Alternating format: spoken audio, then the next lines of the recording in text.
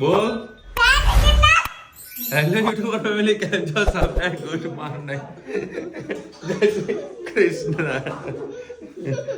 કેટલા વાગે ઉઠી તું બોલજે પહેલા કેટલા વાગે ઉઠી છે તું હે 5 વાગે ની કેમ ઉઠી હતી શું થયું તું તને હે શું બુંદી એને વળી ઓમિટ થઈ હતી એને થઈને પછી હેજ ન થઈ એ વારા પછી વારો કર્યો તો હે શું ખાધું તું એવું બે જણાએ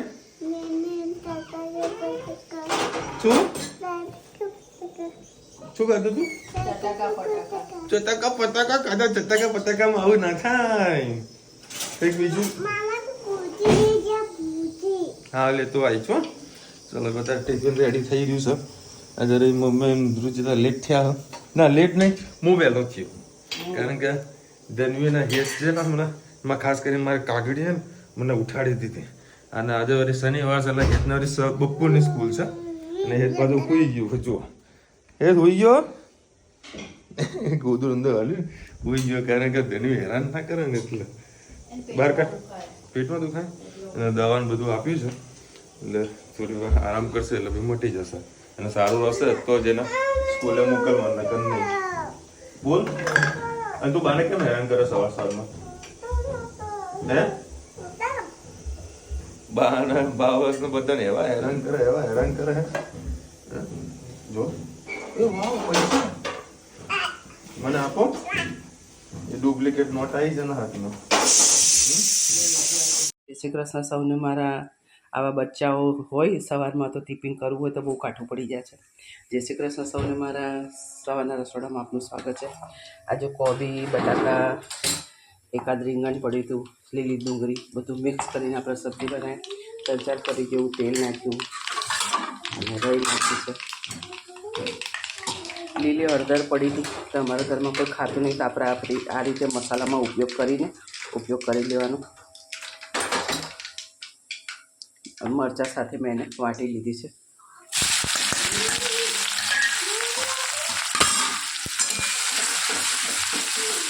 લીલું લસણ લીલી હળદર લીલા મરચાં સરસ આપણે નાખી દીધા હવે આપણે નાખીએ કોબી બટાકા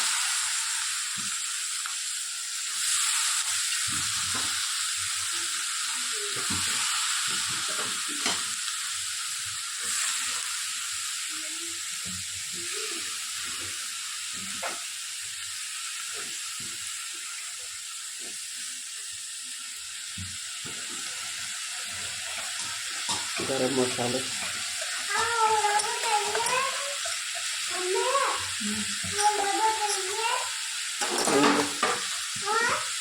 લાલ મરચું હળદર લીલી હળદર પણ નાખેલી છે સ્વાદ અનુસાર મીઠું સરસ બધું આપણે મિક્સ કરી લઈએ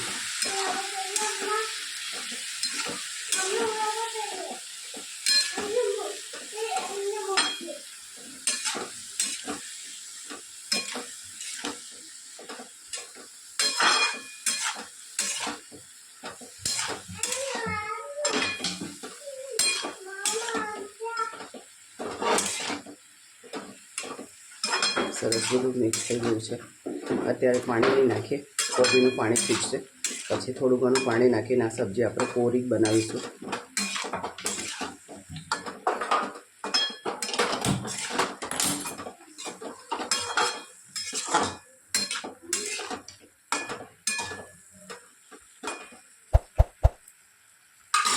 આપણી સબ્જી સરસ હવે થોડું પાણી નાખીને આપણી સબ્જી થઈ જશે કોમેન્ટમાં ચોક્કસથી કહેજો મને કોબી બટાકા કેવા લાગે જય શ્રી કૃષ્ણ સૌને મારા શાનદાર રસોડામાં આપનું સ્વાગત છે આજે બનાવીશું આલુ પરોઠા એનો મસાલો કેવી રીતે બનાવે તમારી સાથે રેસીપી શેર કરું આ બટાકા બોઇલ કરી લીધા છે આના અંદર લીલા મરચાં પછી ફુદીનો તાજો ફુદીનો લીધો છે વલિયારી અને આખા ધાણા લસણ કંઈ નહીં નાખ્યું અને આ મેદાનો મેં લોટ બાંધી દીધો છે એક જ પરી જેવું મેં તેલ મૂક્યું છે એના અંદર જો મરચાં મને 4 વાટ્યા છે પણ વધારે લાગે છે આપણે આટલા નાખીશું થોડાક રવા દઈએ આ આમચૂર પાવડર છે એના અંદર નાખીએ સ્વાદ અનુસાર મીઠું થોડો ગરમ મસાલો, થોડું ધાણા જીરું, હળદર. ગેસ આપણે ધીરો કરી દઈએ. સરસ ખાલી મસાલો આપણે શેકવાનો છે. શેકી અને ગેસ બંધ કરી દેવાનો છે. પછી બટાકા આપણે અંદર મિક્સ કરવાના. થોડાક ધાણા જોઈને નાખી દઈએ. મસાલો આપણો શેકાઈ ગયો છે. મેં નીચે લઈ લીધું છે.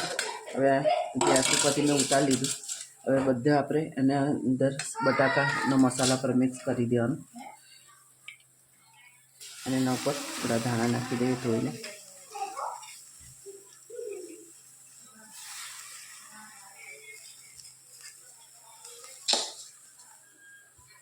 બસ બધું મિક્સ કરી. ચલો ભાઈ 10 વાગ્યા હતા. ઘડિયાળ કેમ ખસી ગઈ છે. હા એવું છે. ચલો હવે તરાર બનાવ્યા છે આલુ કે પરોઠે.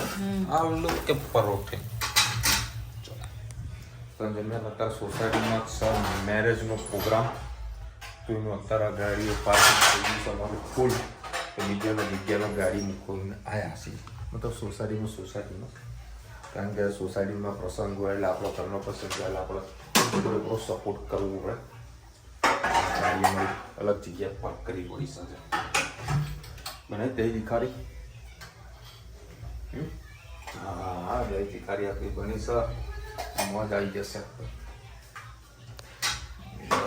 ભિખારીને ગરમા ગરમ પરોઠા. ચલો ભાઈ મસ્ત વ્યવસ્થિત પેટ ભરીને જમી લીધું. આ તો કોઈ નાસ્તો બાસ્તો કર્યો નથી એટલે વળી અરે પરોઠા ખાવાના છે. અને ભાઈ કુંભના મેળાની અંદર ભાઈ આપણે જેટલું વિચારતા હતા ને એનાથી પણ બહુ વિશિષ્ટ છે બરાબર. અને જેને પણ જવાની ઈચ્છા હોય તો ગ્રુપમાં જજો. પ્લસ બુકિંગ પ્રોપરલી કરાવજો. ટ્રેનનું કે ફ્લાઇટનું અત્યારે ભાડું 10 થી 12 હજાર રૂપિયા ભાડું ચાલો છે બરાબર. તો વસ્તુ ખાસ ધ્યાન રાખજો. ટ્રેનોમાં અત્યારે 2 મહિના ચાલવાનું છે. હજી થોડી ઠંડી બધી ટિકિટો હાલની તારીખમાં બધી ફૂલ છે. બધી ટિકિટો ફૂલ છે.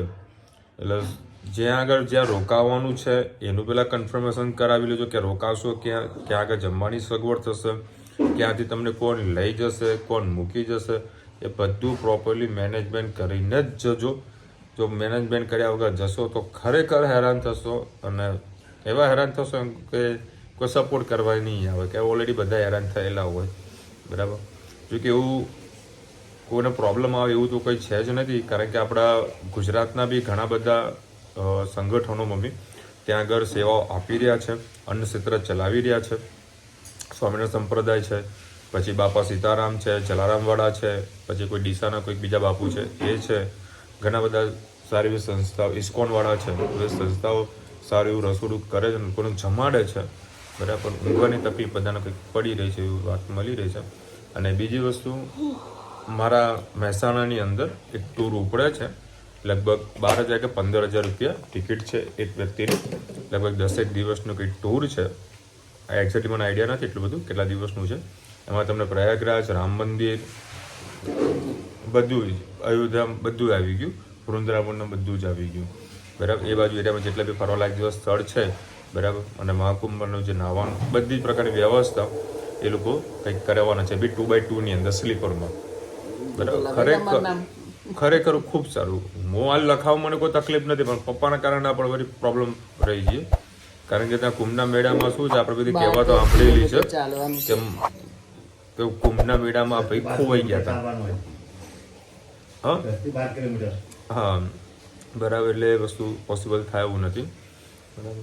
જો કે 10 થી 12 કિલોમીટર ચાલવાનું છે બધા યંગ લોકો માટે છે. બાકી સિનિયર સિટીઝન માટે લોકો વ્યવસ્થા અલગ કરેલી જ હોય બરાબર. કારણ કે આ કુંભનો મેળો છે ને ખાસ કરીને સિનિયર સિટીઝનો એ લોકો વધારે માનતા હોય છે બરાબર. તો એ લોકો માટે અલગ વ્યવસ્થા લોકોએ કરેલી જ હશે બરાબર. પણ ચાલવાનું થોડુંક વધારે છે. આપણે પેલી કહેવત સાંભળેલી છે ને કુંભના મેળામાં છોકરો ખોવાનો કે બાપા ખોવાના.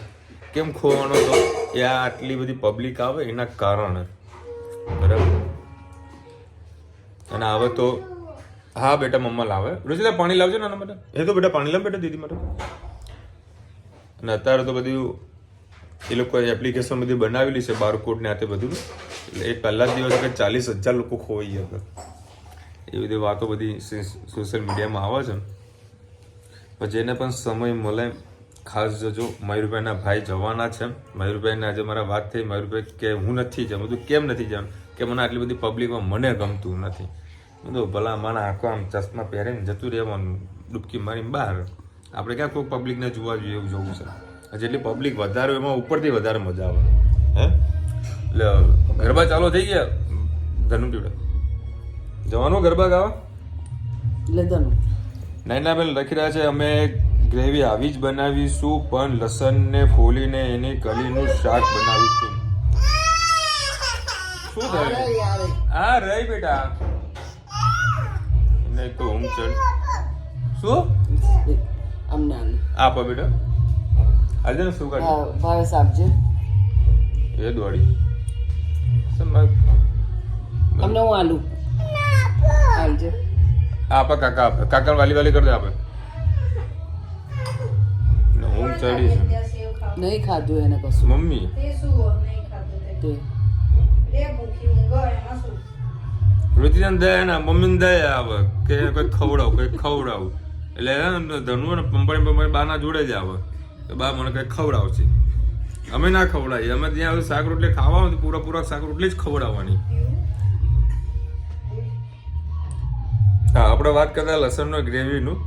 જો તમે ટ્રાય કરવું હોય ને તો બેન તમે એક કામ કરજો. લસણ છે ફ્રાય કરીને મેં એકવાર તમને જો લસણ ફ્રાય કરીને બતાવ્યું હતું ને બરાબર, તો ફ્રાય કરીને નાખશો ને ઉપરથી તમને ખરેખર ટેસ્ટ આવશે, સુપર આવશે.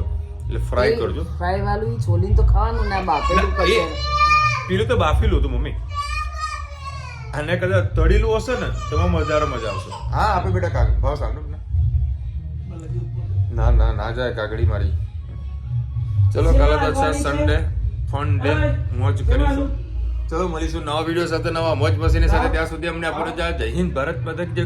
અને વિડીયો ગમે તો ફટાફટ લાઈક કરો, શેર કરો, સબસ્ક્રાઇબ કરવાનું ભૂલતા નહીં. રાધે રાધે. મમ્મીનું મગજ છે ને આમાં જનીમાં જ પૂછેલું એમ જો બેઠું ને વાલી વાલી તો કર કાકર, વાલી વાલી કર.